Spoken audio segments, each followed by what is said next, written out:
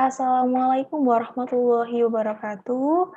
Yang saya hormati Mbak Dias Regian selaku asisten dosen mata kuliah penelitian kualitatif.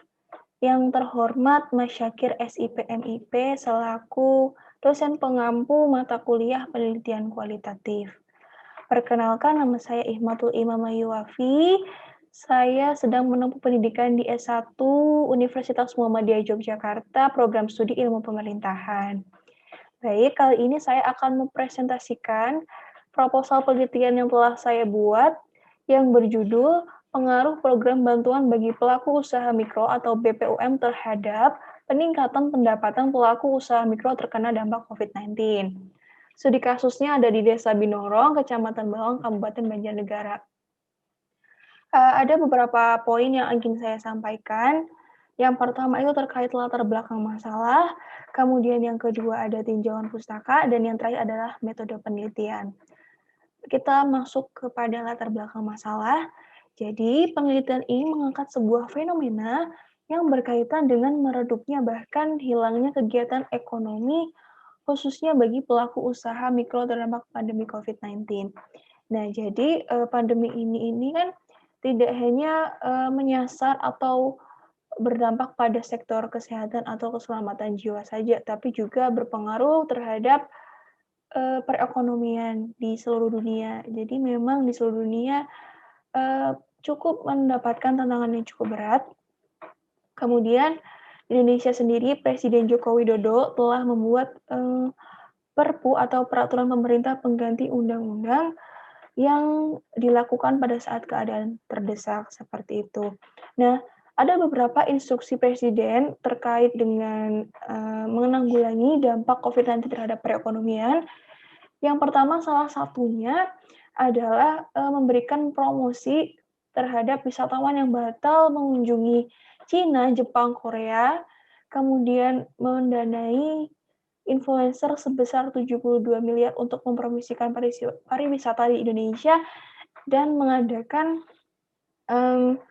konferensi di dalam negeri. Jadi sudah bisa dilihat ya bahwa Presiden Jokowi pada awal-awal pandemi ini, meskipun belum ada kasus positif di Indonesia, itu sangat mengedepankan sektor perekonomian seperti itu. Nah, namun setelah adanya kasus COVID yang terus meningkat, akhirnya pemerintah membuat kebijakan-kebijakan baru. Jadi, pemerintah juga bersama dengan OJK dan Bank Indonesia itu berusaha untuk mengoptimalkan atau memulihkan dari sektor keuangannya Indonesia.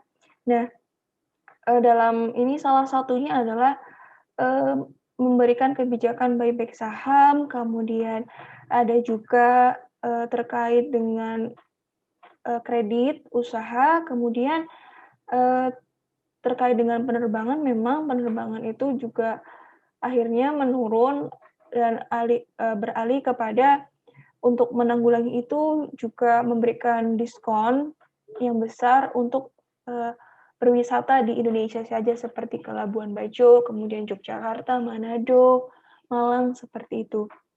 Kemudian pemerintah juga memberikan bantuan langsung tunai kepada masyarakat yang terdampak COVID-19. Nah, kita bisa lihat di sana bahwa pemerintah itu juga fokusnya kepada berikan bantuan kepada kalangan atas ya, karena kan itu juga kayak penerbangan itu, terus kemudian kalangan bawah pun itu hanya sebatas memberikan uang saja gitu, bantuan langsung tunai. Padahal kita kan tahu bahwa pandemi ini kan kita sadar bahwa uang itu juga bisa habis, seperti itu. Makanan juga bisa tidak ada. Untuk itu pemerintah itu perlu fokus juga kepada UMKM, karena di UMKM lah juga memberikan pekerjaan bagi orang lain juga, kemudian UMKM juga sebagai stabilisator perekonomian bangsa. Nah, kabar baiknya pemerintah ini mengalokasikan dana sejumlah 123,46 triliun kaitannya dalam pemulihan ekonomi nasional di masa pandemi COVID-19 khususnya untuk UMKM. Nah, ada banyak program salah satunya masuk dalam program, bantuan bagi pelaku usaha mikro, seperti itu.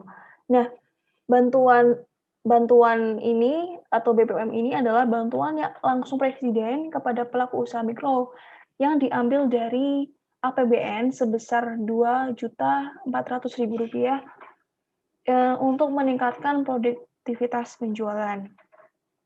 Nah, penelitian ini memang bertujuan untuk melihat pengaruh program BBM terhadap peningkatan pendapatan pelaku usaha mikro. Dan kriteria dari penerima bantuan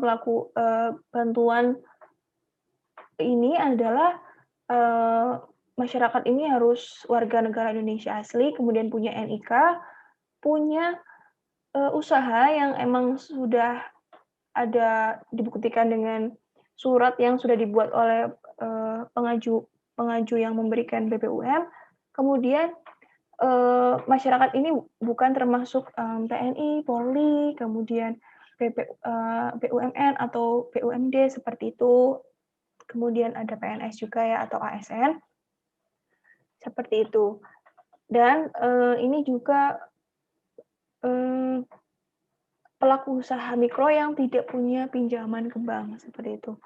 Nah, penelitian ini tuh mengambil lokasi penelitian di Desa Binorong karena desa ini ada sekitar 6,6% atau 149 jiwa yang bekerja sebagai pedagang. Terbesar ketiga setelah PNS, kemudian, yang paling tinggi adalah pelajar atau mahasiswa. Nah, dari tinjauan pustaka sendiri, jadi ada beberapa kajian sebelumnya yang telah saya cari itu sekitar ada 20 sesuai dengan instruksi dari dosen. Nah, ini ada beberapa yang telah saya masukkan di sini, tidak semuanya. Jadi, yang pertama, judulnya Dampak Bantuan Paket Sembako dan Bantuan Langsung Tunai terhadap Kelangsungan Hidup Masyarakat Padalarang pada masa pandemi COVID-19 yang ditulis atau disusun oleh Nunik Dewi Pramanik.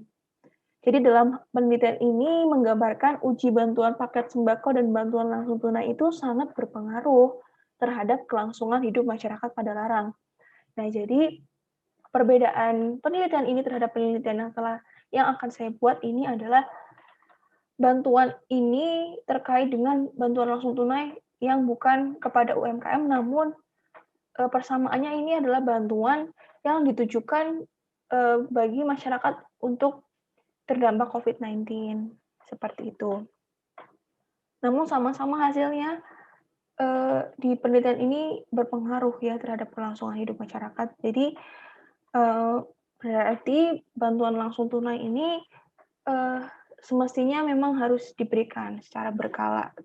Kemudian yang kedua ada dampak COVID-19 terhadap ekonomi Indonesia yang disusun oleh Fahru Rozi dan Ririn. Kemudian ada penelitian yang berjudul Kerugian Ekonomi Nasional Akibat Pandemi COVID yang disusun oleh Wibowo, serta penelitian yang berjudul New Normal Ekonomi versus Kesehatan yang disusun oleh Novi PL. Nah, penelitian ini ingin melihat nih kebijakan pemerintah ini untuk menanggulangi wabah dan melihat dampak atau kerugian ekonomi yang terjadi secara nasional. Jadi dalam penelitian ini perbedaannya dengan penelitian saya adalah ini akan melihat kerugian ekonomi secara nasional, sedangkan penelitian saya adalah secara regional atau desa saja. Kemudian ada kebijakan fiskal dan kebijakan moneter terhadap produktivitas pelaku UMKM melalui variabel mediasi keberhasilan penanganan COVID-19. Ini studi kasusnya ada di UKM di Kota Mojokerto yang disusun oleh Dewi Hanawati. Nah, hasil penelitian tersebut menggambarkan kebijakan fiskal dan kebijakan moneter berpengaruh terhadap produktivitas pelaku UMKM melalui keberhasilan penanganan COVID. Jadi kalau ini perbedaannya dengan penelitian yang akan saya buat itu ini terkait kebijakan secara umum, kebijakan fiskal dan moneter. Sedangkan kalau punya saya itu sudah spesifik kepada program bantuan bagi pelaku usaha mikro itu sendiri. Kemudian ini ada roadmap-nya.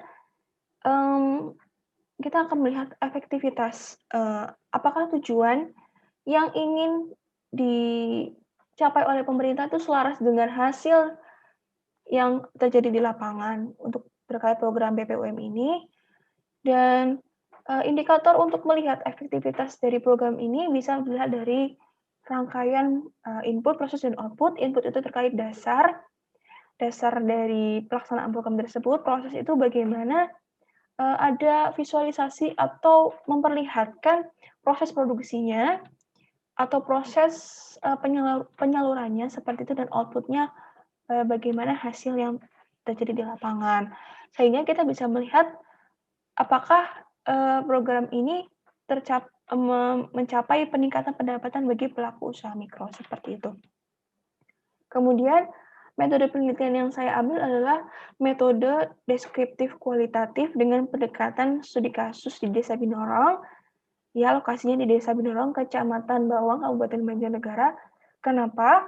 Karena seperti yang telah saya jelaskan sebelumnya, desa ini itu memiliki 6,6% atau sekitar 149 jiwa yang sebagai pedagang. Terbesar ketiga setelah PNS, kemudian pelajar atau mahasiswa di urutan pertama. Nah, unit analisis datanya adalah wawancara kepada para penerima bantuan BPUM dan juga dinas perekonomian atau dinas koperasi yang menangani UMKM. Kemudian jenis datanya adalah primer dan sekunder. Primernya dari hasil wawancara tadi, sekundernya dari beberapa research atau penelitian sebelumnya atau juga dari artikel-artikel yang kredibel seperti itu. Nah, diagram alur penelitiannya adalah kita melihat dari awalnya permasalahan yang ada di sekitar, kemudian kita mencari tujuan, kemudian teori apa yang cocok pada masalah tadi, kemudian metode apa yang paling cocok untuk masalah tadi, kemudian ada data, kemudian hasilnya, kemudian baru dibahas, setelah kita menyimpulkan, dan yang terakhir adalah rekomendasi, seperti itu. Ini jadwal kegiatannya, jadi kita telah memulai proposal ini dari bulan Oktober, yang kemudian diakhiri dengan presentasi atau seminar hasil di Januari 2021. Maaf, terima kasih. Sekian, maaf apabila ada kesalahan dalam berucap. Terima kasih. Wassalamualaikum warahmatullahi wabarakatuh.